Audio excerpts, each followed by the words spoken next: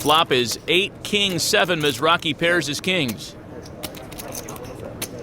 Quickly checks. He's hoping that Sammy's going to try and bluff him a 7th time.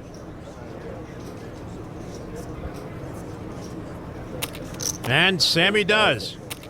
Farha bets 8,000.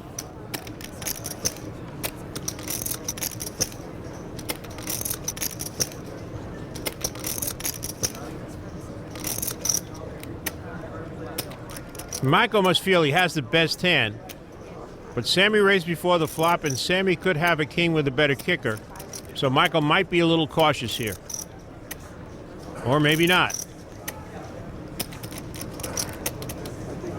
Yeah, it's the latter. Mizrachi raises to 21,000.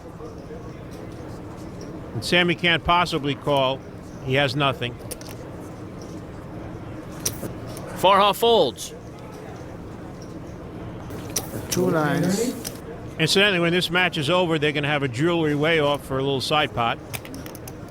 Now to the tournament's Cinderella story. Caesars qualifier Ernie Durak, who's made an improbable run to make it to the round of 16.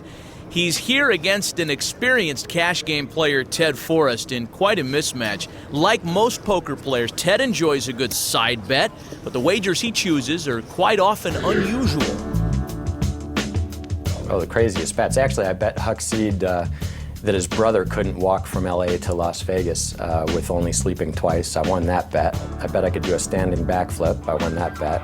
This guy was trying to punish me. He bet I couldn't run a marathon on the 4th of July without training for it. So he had me start at noon on the red UNLV urethane track. I guess he was trying to kill me. But I won that bet, but it was definitely not worth it. One bet that Ted Forrest lost was he bet that he could listen to Phil Hellmuth talk about himself for 3 straight hours, and Ted quit after about 5 minutes. Couldn't take it. I can call that one. That's about it. Ernie Durak here with the king-9 offsuit.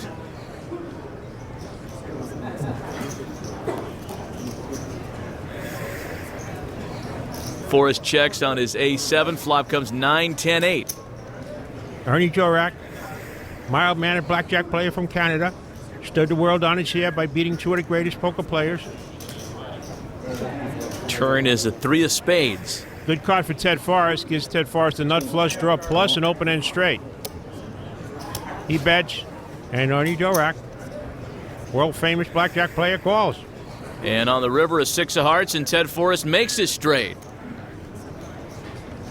5,000. That's 5,000. I'll call that. Ernie calls. 3, 4, 5. Very surprising that Ernie would call that. What do you got? Straight. You got her. Ernie Durak, blackjack player, Cinderella story. Star is diminishing here at the Heads Up National Poker Championship. Okay, Bill Murray called. He said to knock it off.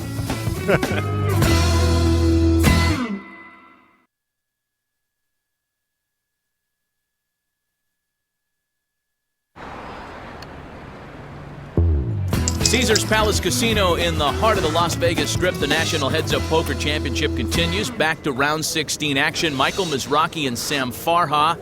And the grinder has cut Farha's stack roughly in half. We can see via the Outback pocket cam Farha's 3s. And he raises to 8,000 with a pair of 3s. Raise it. 8,000. I'm all in. Mizrachi moves all in quickly on King Queen. And Sammy doesn't even think about it.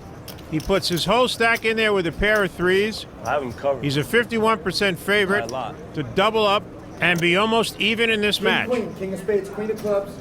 Sammy shows pocket 3s. Black ones. I got those flushes. 3 of clubs, 3 When of Mike spades. went all in with his king-queen, he was hoping that Sammy wouldn't call.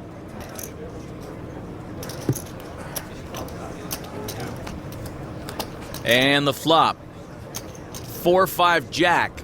So far, the 3s are still good.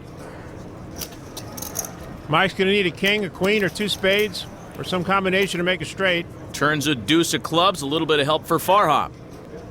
Farha doesn't need any help. He just needs a queen or a king not to come out on this last card. On the river, a 4 of hearts, and Sammy Farha indeed doubles up to get right back in it.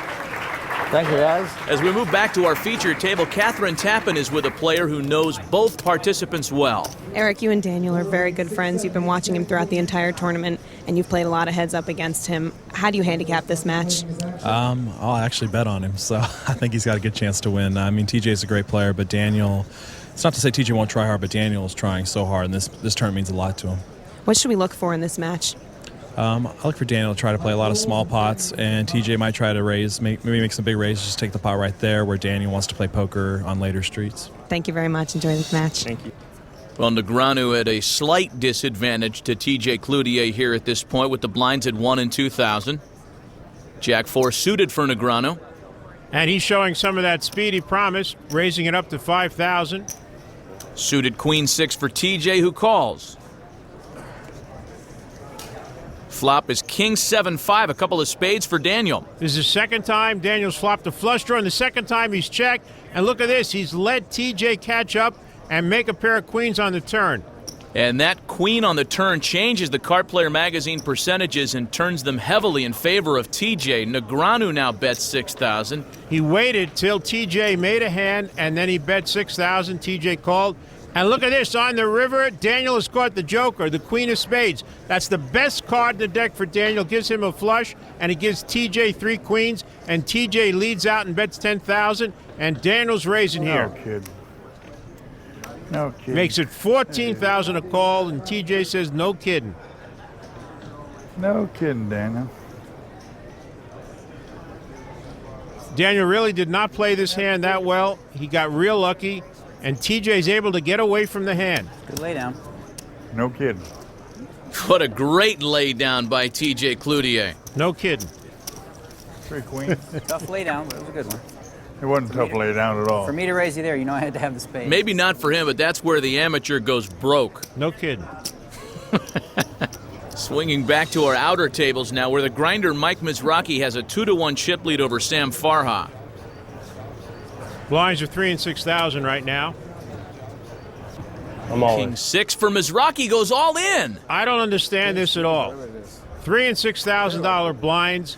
Michael Mizrachi has gone all in. The only way he's going to get called is if he's beat. All right, cool. Let's go. And Sammy's going to call with ace-9. What do you got, about 52,000? And Sammy's a 63% favorite to double up and take a commanding lead in this match. I don't know why Michael Mizrachi does that. Shows ace-9, ace of diamonds, 9 of hearts. He's going to have to get lucky here to knock out Sammy.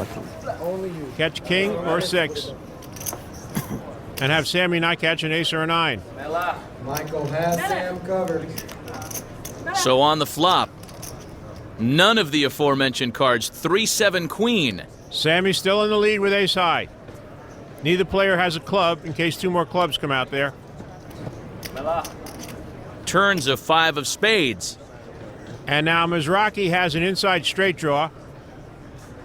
Can make a straight with a 4. Needs a king 6 of 4. Rivers a jack of clubs, and a big win for Sammy Farha to double up and indeed take the lead. Totally unnecessary. Mike Mizrachi did not have to go all in with king 6. He was in a very comfortable position, gambled at the wrong time. 20, 40.